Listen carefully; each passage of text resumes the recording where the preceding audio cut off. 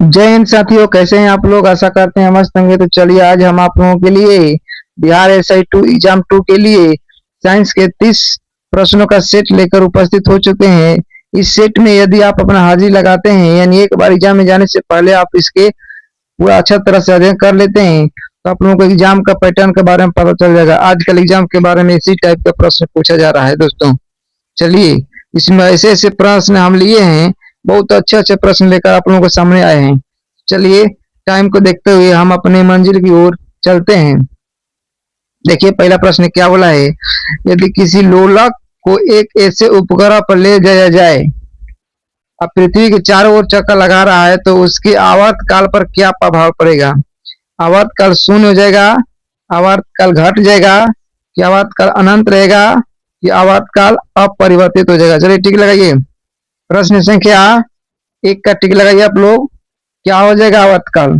चलिए, प्रश्न संख्या 1 का सही उत्तर हो जाएगा दोस्तों, ऑप्शन सी हो जाएगा।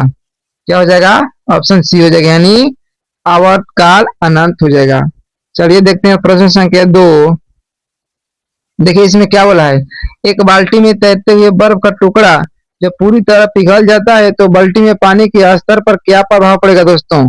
पानी का स्तर बढ़ जाएगा, पानी का स्तर घट जाएगा, अब पानी का स्तर समान रहेगा, और फिर पहले बढ़ेगा फिर घटेगा दोस्तों। चलिए, यदि बाल्टी में बर्फ रखा हुआ है, पानी रखा हुआ है, उसमें बर्फ का टुकड़ा डाल देंगे और बर्फ पूरी तरह से पिघल जाएगा, तो पानी के स्तर में कोई प्रभाव नहीं पड़ेगा दोस्तों। यानी जितना पानी रहेगा उतना ही स्तर पानी का पहले जैसा ही रहेगा। ऑप्शन कितना सही हो जाएगा, ऑप्शन सी सही हो जाएगा ना। चलिए आइए देखते हैं प्रश्न संख्या 3। जब प्रकाश एक माध्यम से दूसरे माध्यम में, उसकी कौन सी विशेषता अपरिवर्तित रहेगी। कहने का मतलब है, प्रकाश जो होता है ना, एक माध्यम से दूसरे माध्यम में जाता है, उसकी कौन सी विशेषता अपरिवर्तित रहती है। तरंग दैर्घ्य, वेग, आवृत्ति, आयाम। तो चलिए प्रश्न संख्या 3 का आंसर दीजिए दोस्तों। देखिए, एक माध्यम से दूसरे माध्यम में जाने पर ना आवृत्ति होता है, जो आवृत्ति अपरिवर्तित रहता है। आवृत्ति क्या रहता है, अपरिवर्तित। ऑप्शन कितना में दिया है, ऑप्शन दिया है सी में। चलिए देखते हैं प्रश्न संख्या 4। देखिए इसमें क्या बोला है कि निकट दृष्टि दोष को ठीक करने के लिए किस लेंस का उपयोग किया जाता है, और उसकी क्षमता कैसी होती है। चलिए दोस्तों, निकट दृष्टि दोष को दूर करने के लिए अवतल लेंस का उपयोग किया जाता है। ऐसा कौन सा लेंस का, अवतल लेंस का, और ऋणात्मक होता है। क्या होता है, ऋणात्मक होता है। ऑप्शन क्या दिया है, ऑप्शन बी सही हो जाएगा ना। चलिए देखते हैं, चलिए देखते हैं प्रश्न संख्या 5। देखिए इसमें क्या बोला है कि किसी चालक का प्रतिरोध उसकी लंबाई के अनुप्रस्थ काट के क्षेत्रफल पर किस प्रकार निर्भर करता है। लंबाई के व्युत्क्रमानुपाती होता है, क्षेत्रफल के समानुपाती। लंबाई के समानुपाती होता है और क्षेत्रफल के व्युत्क्रमानुपाती। दोनों का समानुपाती होता है, डी में दिया है, दोनों का व्युत्क्रमानुपाती है दोस्तों। चलिए प्रश्न संख्या 5 का टिक लगाइए आप लोग। प्रश्न संख्या 5 का सही उत्तर हो जाएगा, ऑप्शन बी हो जाएगा। यानी लंबाई का समानुपाती होता है और क्षेत्रफल के उल्टा होता है, जिसको व्युत्क्रमानुपाती बोलते हैं। आइए देखते हैं प्रश्न संख्या 6। देखिए इसमें क्या बोला है। हीरे का हीरे का अत्यधिक चमकना प्रकाश की घटना का परिणाम है। यानी हीरे चमकता है किस घटना के कारण, प्रकाश के प्रकीर्णन, प्रकाश के विवर्तन, पूर्ण आंतरिक परिवर्तन, प्रकाश का व्यक्तीकरण। जो हीरा होता है ना, प्रकाश के पूर्ण आंतरिक परिवर्तन के कारण ही चमकता है। ऑप्शन कितना में दिया है, ऑप्शन दिया है सी में दिया है। क्या हो जाएगा ऑप्शन, पूर्ण आंतरिक परिवर्तन। आइए देखते हैं प्रश्न संख्या 7। सोनार उपकरण समुद्र की गहराई मापने या डूबी वस्तुओं का पता लगाने के लिए किन तरंगों का उपयोग किया जाता है दोस्तों। इंफ्रासोनिक तरंगे, जिसको अपसरव बोलते हैं। अल्ट्रासोनिक तरंगे, जिसको परासरव तरंगे बोलते हैं। रेडियो तरंगे या सूक्ष्म तरंगे। चलिए प्रश्न संख्या 7 का सही आंसर दीजिए। तो प्रश्न संख्या 7 का सही आंसर हो जाएगा, ऑप्शन बी हो जाएगा। क्या हो जाएगा, ऑप्शन बी हो जाएगा। चलिए दोस्तों आइए देखते हैं अपना प्रश्न संख्या 8। यदि किसी द्रव पर दबाव बढ़ा दिया जाए, तो उसके क्वथनांक पर क्या प्रभाव पड़ेगा। मान लीजिए किसी द्रव है, उसका दाब बढ़ा दिया जाए, तो क्वथनांक क्या होगा उसका। चलिए दोस्तों, क्वथनांक घट जाएगा, क्वथनांक बढ़ जाएगा कि क्वथनांक अपरिवर्तित रहेगा, कि पहले घटेगा फिर बढ़ेगा। चलिए दोस्तों, प्रश्न संख्या 8 का आंसर दीजिए। जब किसी द्रव पर दबाव बढ़ जाता है ना तो उसका क्वथनांक भी बढ़ जाता है। क्या होता है? समानुपाती होता है ना, दबाव के समानुपाती होता है। चलिए आइए देखते हैं प्रश्न संख्या 9। देखिए इसमें क्या बोला है, यदि किसी तरल का तापमान बढ़ाया जाए तो उसकी श्यानता पर क्या प्रभाव पड़ेगा? यदि वह द्रव है, श्यानता बढ़ जाएगी, श्यानता घट जाएगी, श्यानता अपरिवर्तित रहेगी, गैसों की तरह व्यवहार करेगी। चलिए प्रश्न संख्या 9 का टिक दीजिए आप लोग। तो प्रश्न संख्या 9 का सही आंसर हो जाएगा, उसकी श्यानता जो होता है ना वो घट जाता है। क्या होता है? घट जाता है। ऑप्शन कितना में दिया है? बी में दिया है दोस्तों। चलिए देखते हैं प्रश्न संख्या 10। देखिए इसमें क्या बोला है, कार के साइड मिरर पर चेतावनी लिखी होती है, इसमें किस दर्पण का उपयोग किया जाता है दोस्तों? जो कार होता है ना, वाहन होता है, साइड मिरर के रूप में जो दर्पण का उपयोग करते हैं ना, वही पूछा है कौन सा दर्पण होता है दोस्तों। तो साइड मिरर के रूप में ना उत्तल दर्पण का प्रयोग किया जाता है। इस दर्पण का? उत्तल दर्पण का। ऑप्शन कितने में दिया है? बी में दिया है। आइए देखते हैं प्रश्न संख्या 11। देखिए इसमें क्या बोला है, किस नियम के अनुसार स्थिर तापमान पर किसी गैस की निश्चित मात्रा का आयतन उसके दाब के व्युत्क्रमानुपाती होता है? चलिए ठीक लगाइए। चार्ल्स के नियम, बॉयल के नियम, लुसाक का नियम, आवोगाडो के नियम। चलिए किसके नियम से? निश्चित तापमात्रा का आयतन उसके दाब के समानुपाती होता है दोस्तों। चलिए प्रश्न संख्या 11 का टिक लगाएं आप लोग। तो प्रश्न संख्या 11 का सही आंसर हो जाएगा ऑप्शन बी हो जाएगा। ऑप्शन बी हो जाएगा, यानी निश्चित मात्रा का आयतन जो होता है ना उसके दाब के व्युत्क्रमानुपाती होता है। ये बॉयल साहब ने दिए थे। चलिए देखते हैं प्रश्न संख्या अपना अगला। देखिए इसमें क्या बोला है कि रासायनिक रूप से प्लास्टर ऑफ पेरिस का सही सूत्र क्या है? चलिए दोस्तों, प्लास्टर ऑफ पेरिस का सही टिक लगाएं आप लोग। CaSO4 into 2H2O, CaSO4 into half H2O, CaCO3, CuSO4 into 5H2O। चलिए तो प्लास्टर ऑफ पेरिस का सही फार्मूला क्या होता है दोस्तों? CaSO4 इंटू हाफ H2O होता है ना। जो ऊपर वाला दिया है ना वो जिप्सम का होता है, और नीचे सी में दिया है ना ये कैल्शियम कार्बोनेट संगमरमर का होता है। अब डी में दिया है ना, चलिए ये होता है उजला होता है, नीला होता है, नीला होता है। चलिए दोस्तों अब देखते हैं प्रश्न संख्या 13। देखिए इसमें क्या बोला है, कौन सा रासायनिक बंधन इलेक्ट्रॉनों के पूर्ण आंतरिक के कारण बनता है? कौन सा रासायनिक बंधन ऐसा है जो इलेक्ट्रॉन के स्थानांतरण के कारण बनता है, यानी इलेक्ट्रॉन साझा करने के कारण बनता है? सहसंयोजक बंधन, चलिए दोस्तों, वैद्युत संयोजी बंधन, उपकरण उप सहसंयोजक बंधन, हाइड्रोजन बंधन। तो प्रश्न संख्या 13 का सही आंसर क्या हो जाएगा? वैद्युत संयोजी बंधक। क्या हो जाएगा? वैद्युत संयोजी बंधक हो जाएगा ना। चलिए दोस्तों ऑप्शन बी सही हो जाएगा। क्या हो जाएगा? ऑप्शन बी सही हो जाएगा। चलिए देखते हैं प्रश्न संख्या 14।